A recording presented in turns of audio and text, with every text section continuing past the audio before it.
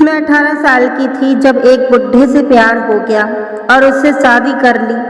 लेकिन मेरी जवानी मुझे बहुत तंग करती। एक रात मैं रजाई में घुस गई और बूढ़े पति ने पूरी रात मेरी चीख निकाल दी। उसने तो मेरे साथ मुझे इससे बात करते हुए 8 दिन गुजरे हुए थे। उसकी आवाज़ ऐसी थी कि मैं तो उसकी आवाज़ में ही खोकर रह गई थी। उसकी बातों ने मेरी नींद ही उड़ा के रख दी थी। कौन कहता है कि मर्द ही औरत की मोहब्बत में पागल हो जाता है, दीवाना हो जाता है, मर्द उसका आशिक बन जाता है। मैं एक लड़की होकर उसकी आवाज़ की दीवानी थी। मेरा जी चाहता था कि वो रात को अपनी बातों को रस मेरे कानों में घोलता रहे और मैं उसकी बातों को सुनती। मेरी उम्र 17 साल की थी और मैं 12वीं क्लास से नई नई जब कॉलेज में गई थी तो सारी लड़कियों की बातों ने तो मेरी पढ़ाई से दिलचस्पी हटा दी थी और दूसरी तरफ कर दिया था। मेरी दोस्त अक्सर मुझे अपने बॉयफ्रेंड के बारे में किस्से कहानियां सुनाती थी। मैं बड़ी दिलचस्पी से उनकी बातें सुनती थी। एक बार मेरी दोस्त परी मुझसे कहने लगी कि तुम क्या खामोशी से हमारी बातें सुनती रहती हो, अपनी भी तो कोई बात सुनाया करो।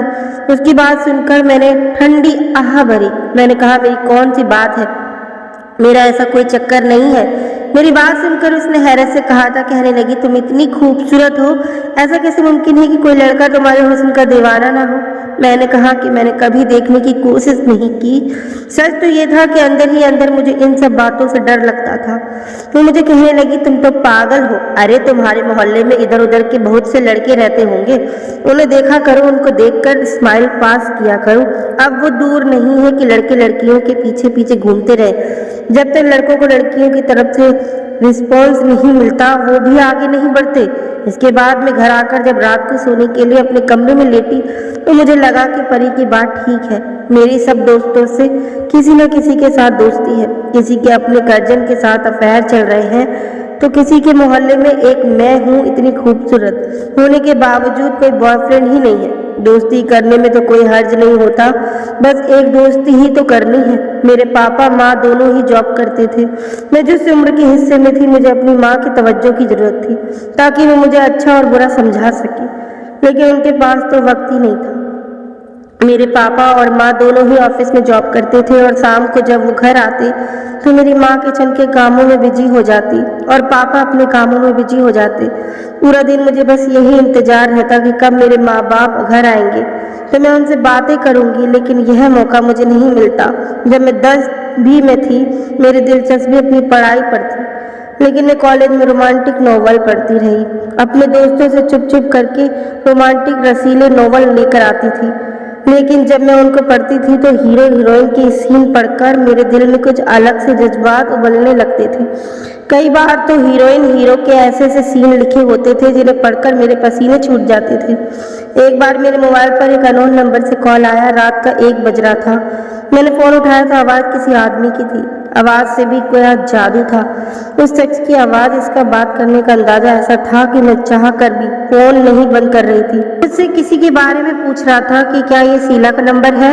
मैंने कहा जी नहीं। फिर कहने लगा कि फिर किसका नंबर है। इसके इस सवाल पर मुझे फ़ोन बंद कर देना चाहिए था या ये कह देना चाहिए था कि यह रॉन्ग नंबर है, लेकिन मैंने झट से अपना नाम बता दिया। मैंने कहा यह परी का नंबर है। मेरी ये बात सुनकर वो हंसने लगा, कहने लगा आपकी आवाज़ बहुत अच्छी है, मुझसे दोस्ती करोगी। यह सुनकर तो मेरे दिल की रफ्तार घोड़े की लगाम की तरह भागी थी। ना मैंने उसे कोई जवाब दिया, ना ही मेरा दिल चाहा कि मैं फ़ोन बंद कर दूं। मुझे अपनी दोस्त मीरा की बात याद आने लगी कि अगर ऐसा कोई मौका मिले तो हाथ से नहीं जाने देना। अरे यही तो दिन होते हैं एंजॉय करने के। उसके बाद मुझे अपनी पढ़ी हुई कहानी का एक सीन याद आने लगा जहाँ हीरो हीरोइन की मोहब्बत की दास्तान एक टेलीफोन से हुई थी। मैंने कहा कि मैं आपको जानती नहीं हूँ तो दोस्ती कैसे करूँ। मैंने जानबूझकर बात बढ़ाई थी। वो कहने लगा इसीलिए तो कह रहा हूँ कि दोस्ती कर लीजिए, दोस्ती करेंगे तभी तो जान पहचान बढ़ेगी। मैंने कुछ नखरे दिखाने के बाद उससे दोस्ती करने की हामी भर ली। मैं बेहद खुश थी। मुझे तो यूँ लग रहा था जैसे कि मैंने पूरी दुनिया को अपनी मुट्ठी में कर लिया। गुनाह एक ऐसी ही बुरी चीज़ होती है, जितना गुनाह करने लगो उसे करने में मज़ा आने लगता है। मेरे साथ भी ऐसा ही हो रहा था। पछतावा तो इंसान को बाद में होता है। मुझे अभी 8 दिन ही उस शख्स से बात करते हुए हुए थे। उसने जो फरमाइश मेरे सामने रखी मैं तो समझ नहीं पा रही थी कि जवाब क्या दूँ। कहने लगे कि अपनी तस्वीर व्हाट्सएप करें, मैं तुम्हारे चेहरे को देखना चाहता हूँ। मुझे यकीन है कि जैसे तुम्हारी आवाज़ खूबसूरत है तुम खुद भी खूबसूरत होगी। यह सुनकर मैं सोच में पड़ गई थी कि क्या करूँ क्या ना करूँ। मैंने सोचा कि मुझे मीरा से पूछना चाहिए। मैंने अगले दिन कॉलेज में जाते हुए मीरा को अपना हमराज बना लिया। मेरी बात सुनकर वो बेहद खुश थी। कहने लगी तुमने बड़ा अच्छा काम किया है। अरे यही तो दिन होते हैं हवाओं में उड़ने के और मजे करने के। कहने लगी कि तुम घबराओ मत और अपनी तस्वीर उसे भेज दो। मैंने कहा कि बस मुझे यह डर है कि अपनी तस्वीर भेजना ठीक है या कि नहीं। मैं समझ नहीं पा रही थी कि मुझे क्या करना चाहिए। मेरी माँ से मेरा दोस्ताना माहौल ना था कि हर बात अपनी माँ को कहती। वो तो कुछ सुनती ही नहीं थी, ना कभी मेरे पास बैठी थी। जब भी मैं उनसे बात करने के लिए उनके पास बैठती तो अपने पर्स से ढेर सारे पैसे निकालकर मुझे पकड़ा देती और कहती और ज़रूरत हो तो बता देना, अपनी पढ़ाई पर तवज्जो दो। उसके बाद वो अपने कमरे में चली जाती। मेरे माँ बाप बस खाने के दौरान ही मुझसे कुछ देर बात करते थे और वो भी ये कहकर कि तुम्हारी पढ़ाई कैसी चल रही है, सब ठीक है, पैसों की ज़रूरत हो तो मुझे बता देना। कभी कभी मैं सोचती थी कि शायद मेरी माँ का मुझसे बस यही रिश्ता है कि मुझे मेरी हर ज़रूरत की चीज़ मंगा सके और पूरी कर दे, लेकिन उनके पास मुझे देने के लिए वक्त नहीं था। मुझे अच्छा बुरा बताने के लिए वक्त ना था। मैंने अपने दोस्त की बात मान ली और अपने एक तस्वीर खींचकर उस शख्स के नंबर पर व्हाट्सएप कर दी। कुछ देर बाद ही मेरा उस तस्वीर पर दिल का इमोजी बना हुआ था। उसके बाद वो कहने लगा कि देखा, मुझे मालूम था कि तुम बेहद ही खूबसूरत हो। मैंने भी उसे कहा कि मुझे तुम्हारी तस्वीर देखनी है। वो कहने लगा कि तुम्हें मैं तस्वीर नहीं दिखाऊंगा, मैं तो तुम्हारे सामने लाइव आकर तुम्हें दिखाऊंगा कि मैं कैसा हूँ। अक्सर वो मुझसे मेरी तस्वीर मांगता और मैं उसे दे देती, लेकिन एक बार वो मुझसे कहने लगा कि अगर तुम काले रंग की मैक्सी पहनो तो और भी ज़्यादा हसीन लगोगी। कभी कहता कि लाल रंग तुम पर बहुत ही अच्छा लगेगा। यह सुनकर मैं शर्मा जाती हूँ। अब उसकी बातें मेरा चैन चुराने लगी थी। उसकी मोहब्बत में धीरे धीरे मैं इस कदर गिरफ्तार हो चुकी थी कि लगता था कि इसके बगैर मैं जी नहीं पाऊंगी। उसकी बातें मेरे होश उड़ाने लगे थे। चंद दिनों बाद ही मेरी ग्रेजुएशन के पेपर होकर अब मैं सेकंड ईयर में आ गई और मेरी उम्र भी 18 साल हो गई थी। जब मैंने उसको बताया कि मैं 18 साल की हो गई हूँ तो कहने लगा कि मुझे अपने घर का पता बताओ, मैं तुम्हें एक बहुत कीमती तोहफा भेजूंगा। लेकिन पता बताने से कतराने लगी। मेरे अंदर कहीं ना कहीं कोई दर्द जरूर होता था, लेकिन जब भी मैं मीरा से राय मांगू वो कहती थी कि दे दे, वो तुझे इतना प्यार करता है, तुम्हें इसके प्यार पर शक नहीं करना चाहिए। मैंने इस शख्स को अपना पता दे दिया, लेकिन मैंने कहा कि मुझे वो दिन के वक्त तोहफा भेजे क्योंकि शाम में मेरे बाबा आ जाते हैं। उसने कहा कि तुम्हें तुम्हारा तोहफा कुछ दिन में मिल जाएगा। मुझे शिकावत से इसके तोहफे का इंतजार था। उस वक्त ही एक शख्स दरवाजे पर दस्तक देने लगा। मैं फौरन से दरवाजे के पास भाग कर गई और पूछा कि कौन है, तो कहने लगा आपका तोहफा आया है। मैंने फ़ोन से दरवाज़ा खोला और एक 50 से 55 साल के लगभग आदमी था। उसके हाथ में एक गिफ्ट था। मैंने वो गिफ्ट पकड़ लिया। वो आदमी मुझे ऐसी नज़रों से देख रहा था कि मैं नर्वस हो रही थी। मैंने गुस्से से उसकी तरफ देखा और दरवाज़ा बंद कर लिया। जब वो तोहफा अपने कमरे में जाकर खोला तो मेरे होश उड़कर रह गए। वो खूबसूरत मैक्सी थी जो कि लाइट पिंक कलर की थी, लेकिन इसका गला आगे पीछे दोनों तरफ से काफ़ी गहरा था। मुझे वो मैक्सी तो बहुत पसंद आई थी, लेकिन मैं सोच रही थी कि मेरी माँ ने वो मैक्सी मेरी अलमारी में देख ली तो पूछेगी कि इतनी फैंसी मैक्सी तुम्हारे पास कहाँ से आई, तो मैं क्या जवाब दूंगी। मैं भी यही सोच रही थी कि जब मेरे मोबाइल पर बेल बजनी शुरू हो गई, देखा तो राहुल का नंबर था। इस लड़के का नाम राहुल था।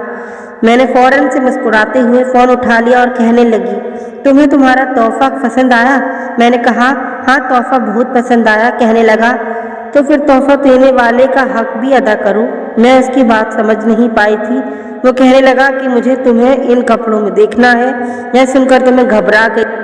मैंने कहा तुम कैसे देख सकते हो? वो कहने लगा वीडियो कॉल पर देखो, इनकार मत करना, मैं तुमसे नाराज हो जाऊंगा। जैसे ही वीडियो कॉल की बेल बजी मेरा दिल जोरों से धड़कने लगा। मैं बहुत ज़्यादा नर्वस थी। पहली बार जब इसे फेस टू फेस देखना था, दिल में तो मेरे भी बहुत बेचैनी थी कि मैं उसे देखूंगी, वो कैसा है। मैंने अपने दिल थामा और वीडियो कॉल रिसीव कर ली, लेकिन यह क्या, सामने बिल्कुल अंधेरा था, कुछ भी नहीं दिखाई दे रहा था सिवाय अंधेरे के। शायद कमरे की लाइट बंद थी। मैंने कहा कि अंधेरा क्यों है? तो कहने लगा कि मैं तुम्हें अभी अपने आप को दिखा नहीं चाहता, लेकिन बहुत जल्दी दिखाऊंगा। वो मेरी तारीफ करने लगा, कहने लगा मैंने जितने भी ख्याल सोचे थे तुम्हारे बारे में कि तुम इस कपड़ों में ऐसी लगोगी, तुम बिल्कुल वैसी ही लग रही हो, लेकिन मेरे ख्याल तुम्हारे हुस्न के सामने कुछ नहीं है।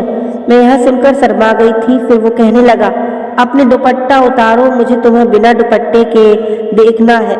यह सुनकर मेरा दिल धड़कने लगा। मैंने इनकार कर दिया। वो कहने लगा आज तुम्हारी नहीं सुनूंगा, बस वो करो जो मैं कह रहा हूँ, वरना तुमसे नाराज हो जाऊंगा तो तुम्हें कभी फोन नहीं करूंगा, तुमसे बहुत दूर चला जाऊंगा। मैं उसकी नाराजगी बर्दाश्त नहीं कर सकती थी, इसीलिए मैंने अपना दुपट्टा उतार दिया।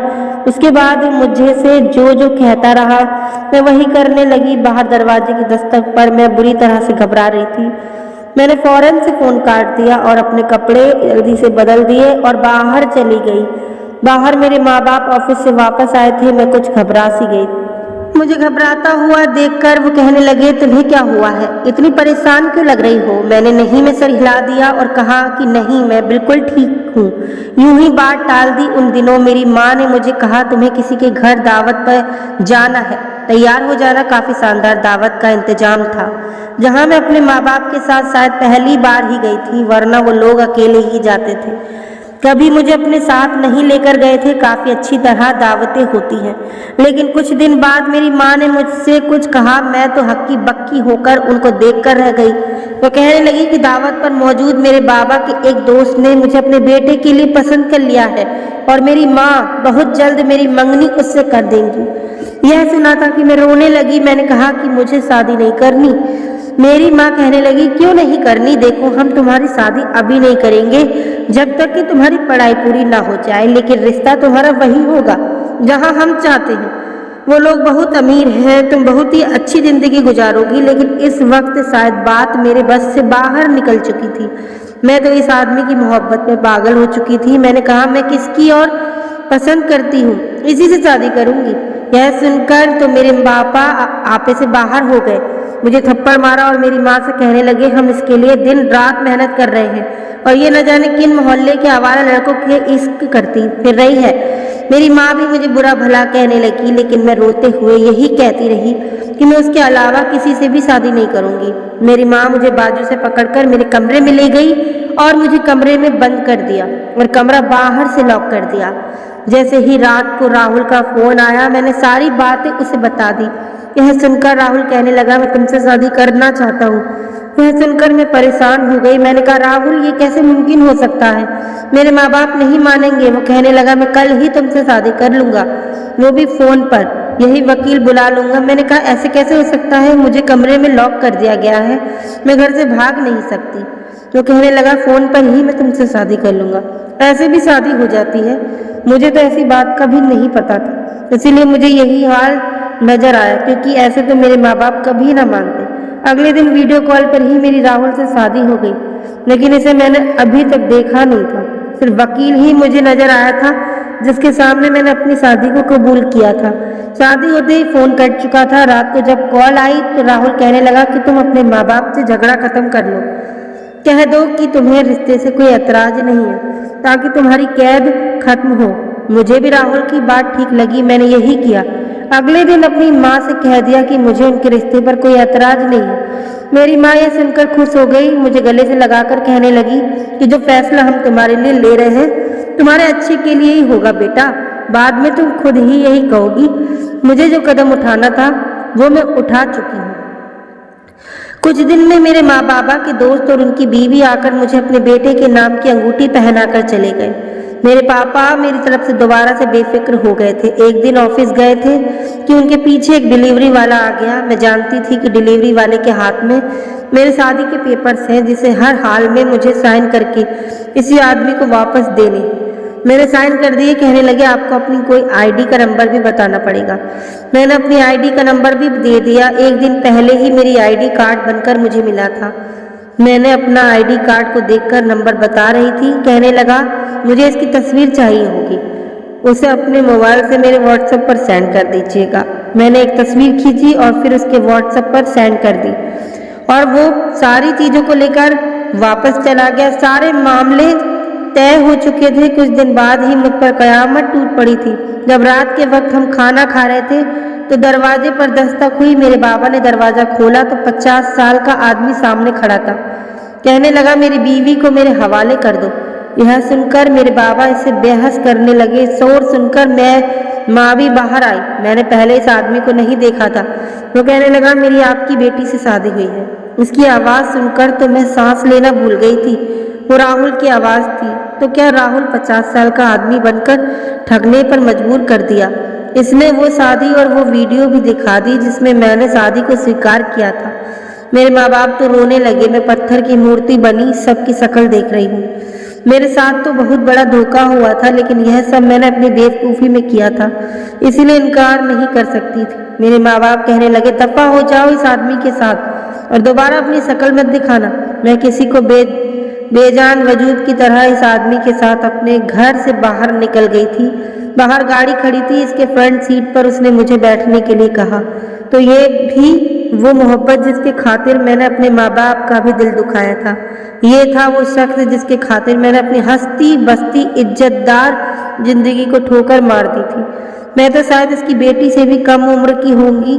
मैं यह भी नहीं जानती थी कि यह आदमी शादीशुदा है भी या नहीं। जो इसकी उम्र थी लेकिन शादीशुदा होगा, मेरी इसके घर में क्या अहमियत होगी।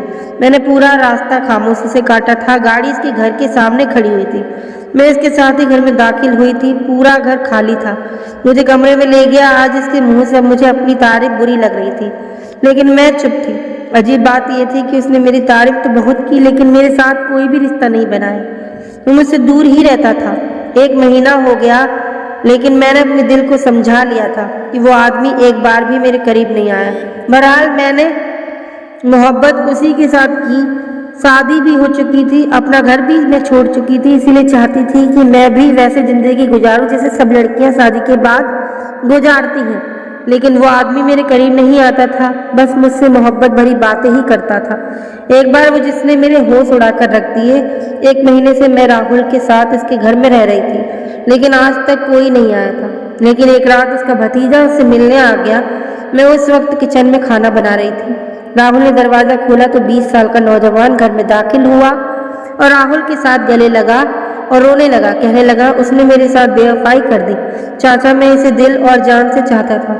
उसके घर रिश्ता भी भेजा था, लेकिन न जाने वो किसकी बात कर रहा था। मैं किचन से बाहर आई तो राहुल की मेरी तरफ पीठ थी।